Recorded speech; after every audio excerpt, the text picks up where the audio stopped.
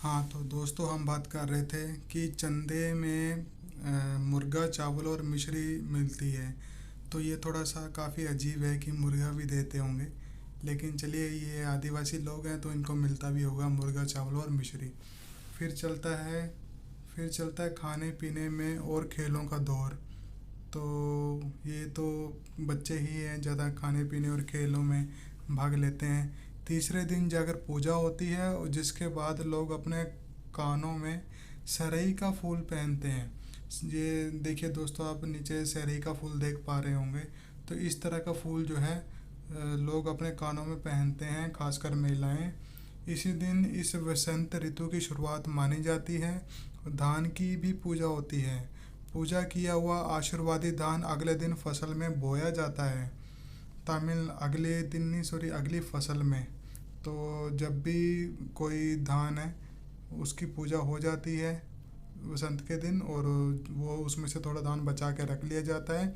और वो जो आशीर्वादी धान है वो अगली बार जब फसल बोते हैं उसमें इसका उपयोग किया जाता है। तमिलनाडु में मकर संक्रांति यहाँ फसलों से जुड़ा त्योहार पोंगल के नाम में मनाया जाता है, पोंगल के नाम से मनाया जाता है। तो इस दिन खरीफ की फसलें चावल अरहर आदि जो है कटकर घरों में पहुंचती है।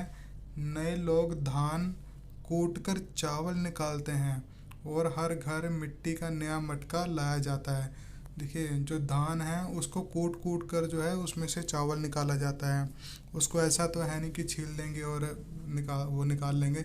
आप नीचे पिक्चर में देख भी सकते हैं कि धान कैसे निकालते हैं। तो हर घर में मिट्टी का नया मटका लाया जाता है और जिसमें नए चावल दूध और गुड़ डालकर उसे पकाने के लिए धूप में रख देते हैं। हल्दी शुभ मानी जाती है, इसलिए साबुत हल्दी, देखिए आप नीचे देख सकते हो साबुत हल्दी कैसे दिखती है। ये पाउडर वाली हल्दी नहीं है, साबुत हल्दी है। तो साबुत हल्दी को मटके के मुंह के चारों ओर बांध देते हैं। ये मटका दिन में 10:30-12 बजे तक जो है धूप में रखा जाता है, यानी कि दोपहर तक धूप में रखा जाता है। जैसे ही दूध में उफान आता है, मतलब उबलने लगता है और दूध चावल मटके से बाहर गिरने लगते हैं, तो पोंगल पोंगल पोंगल करके जो है ये स्वर सुनाई देते हैं। तो ये तो हो गया पोंगल का त्यौहार कि वो कैसे मनाते हैं। दूसरी ओर गुजरात में पतंगों के बिना मकर संक्रांति का जश्न अधूरा ही माना जाता है। तो गुजरात में तो बहुत ही सिंपल है कि वो उनको पतंग उड़ाने से मतलब होता है, पतंग उनको उड़ानी ही उड़ानी है, इसके बिना जो है मकर संक्रांति उनकी अधूरी है। इस दिन आसमान की ओर यदि नज़रें उठाए तो शायद ही हर आकार के रंग रूप की पतंगे आकाश में लहराती हुई मिलें।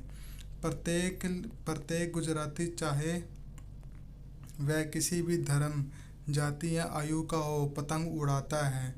धर्म जाति यहाँ पे मायने नहीं रखती, पतंग वो उड़ाते ही उड़ाते हैं। तो हजारों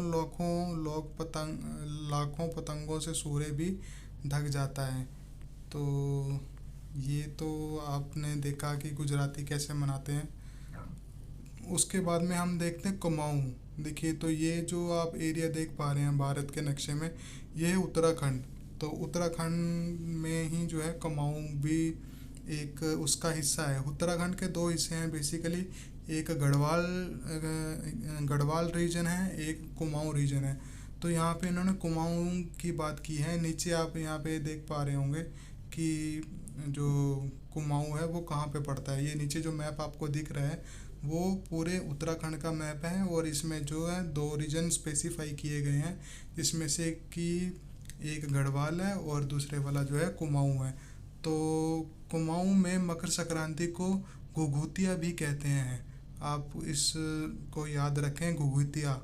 तो मकर संक्रांति को कुमाऊँ में घुघुतिया के नाम से जाना जाता है, मनाते हैं। इस दिन आटे और गुड़ को गूंथ कर पकवान बनाए जाते हैं। इन पकवानों को तरह तरह के आकार दिए जाते हैं, जैसे डमरू का, तलवार का, दाड़िम का फूल आदि। तो ये नीचे देखिए, आप देख पा रहे होंगे दाड़िम का फूल कैसा होता है। तो इस तरह के आकार दिए जाते हैं। पकवान को तलने के बाद एक माला में पिरोया जाता है। तो जब पकवान बन जाते हैं तो उन सबको जो है माला में पिरो दिया जाता है। जिस जैसे डमरू के शेप में कोई पकवान बना है, तलवार की शेप में, दाड़म के फूल के शेप में बना है, तो इन सब पकवानों को क्या करते हैं, तलने के बाद में जब प्रॉपर बन जाता है तो उसको एक माला में पिरो देते हैं। माला के बीच में संतरा और गन्ने की गंडेरी पिरोई जाती है। तो ये तो इनका है ही है कि संतरा इन्होंने पिरोना ही पिरोना है, और गन्ने का भी एक पीस जो है, छोटा सा पीस, छोटा सा टुकड़ा जो है वो उसको पिरोते हैं। ये काम बच्चे बहुत रुचि और उत्साह के साथ करते हैं। तो ये सब काम जो है बच्चे ही ज़्यादा करते हैं वहाँ पे, ये पिरोने विरोने का काम। सुबह बच्चों को माला दी जाती है। बहुत ठंड के कारण पक्षी पहाड़ों से चले जाते हैं, क्योंकि देखिए ये उत्तराखंड रीजन एक ऐसा रीजन है जो कि हिमालय के बहुत पास में पड़ता है, और ये पूरा पहाड़ी इलाका है।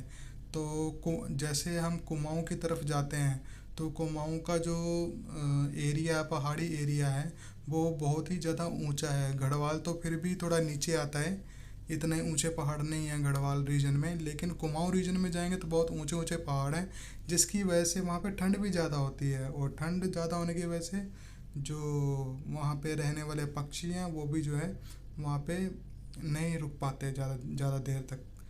तो आगे हम देखते हैं बच्चों क्या है। बहुत ठंड के कारण पक्षी पहाड़ों से चले जाते हैं। उन्हें बुलाने के लिए बच्चे इस माला से पकवान तोड़ तोड़ कर पक्षियों को खिलाते हैं। अब देखिए पक्षी तो वहाँ से चले गए थे, तो उनको बुलाने के लिए इस माला में जो भी पकवान पिरोए गए थे उसको तोड़ तोड़ कर जो है पक्षियों को बुलाते हैं। और ये एक जो एक तरह से गीत है, ये आप देख सकते हैं पूरा, यहाँ पे ये पूरा गीत है।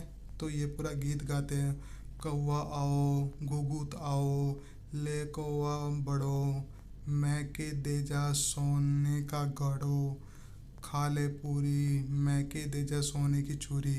तो ये एक गाना है जो कि वो गाते हैं, और पिरोए हुए पकवानों को जो है पक्षियों को खिलाते हैं ताकि वह पक्षी वापस आ जाएं। इसके साथ ही जिस चीज़ की कामना हो वह मांगते हैं, अपनी इच्छा है वो भी मांगते हैं। है ना, कितने अलग अलग अंदाज मकर संक्रांति को मनाने के। तो हमने देखा ही है शुरू में कि कितने सारे राज्य थे, हर राज्य में मकर संक्रांति को अलग अलग तरीके से मनाया जा रहा था। तो ये सबका अपना अपना अंदाज है इसको मनाने का। कहीं दूध चावल और गुड़ की खीर बनती है, तो कहीं 5 प्रकार के नए अनाज की खिचड़ी बनाता है कोई। कहीं कहीं लोग का सैलाब नदी में स्नान के लिए उम्र पड़ता है। कहाँ कुछ कुछ राज्य ऐसे हैं जहाँ पर कि जो है लोग नदी में नहाने के लिए जो है उमड़ पड़ते हैं, मतलब उनकी भीड़ जो है उमड़ पड़ती है। लोग ठंड में ठिठुरते रहेंगे पर बर्फीले पानी में कम से कम एक डुबकी तो ज़रूर लगाते हैं। तो आप देख सकते हैं इस तरह का क्रेज होता है मकर संक्रांति को मनाने का।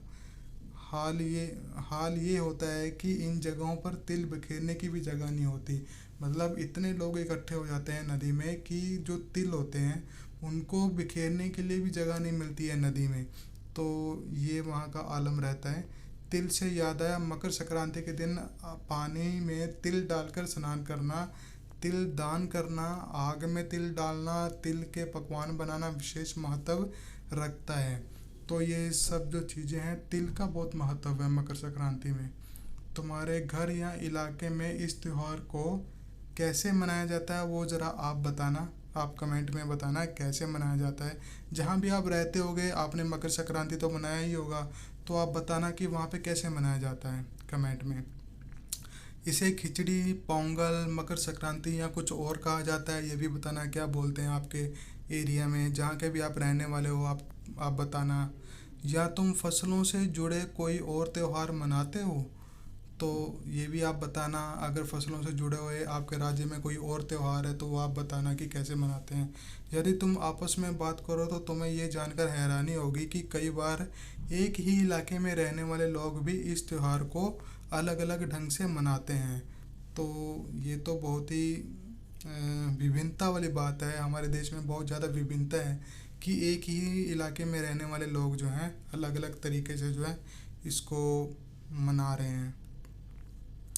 तो देखिए यहाँ पे हमारा चैप्टर जो है ख़त्म हो जाता है। इसके जो क्वेश्चन आंसर्स हैं वो मैं नेक्स्ट वीडियो में पोस्ट करूँगा। इसके जितने भी सॉल्यूशंस हैं वो मैं नेक्स्ट वीडियो में पोस्ट करूँगा। यहीं पे हमारा जो है चैप्टर ख़त्म होता है। लेकिन इसमें एक बात ये बताई गई है कि हमारे देश में जितनी भी फसलें होती हैं, खरीफ की फसल हो, कोई भी फसल हो, तो उससे रिलेटेड जो है कोई ना कोई त्यौहार होता ही है। हमारे देश में जितने भी राज्य हैं, फसलें कटने पे वो कोई ना कोई त्यौहार मनाते हैं, और उस त्यौहार का नाम भी होता है। जैसे कोई लोहड़ी बोल रहा है, कुछ बोल रहा है, पोंगल बोल रहा है, कुछ कोई खिचड़ी बोल रहा है। जैसे बिहार में सब लोग खिचड़ी बोलते हैं। तो आप भी जहाँ भी जिस राज्य में भी रहने वाले हैं, तो आप एक बार ज़रूर बताना कि मकर संक्रांति का जो त्यौहार है आपके एरिया में कैसे मनाया जाता है।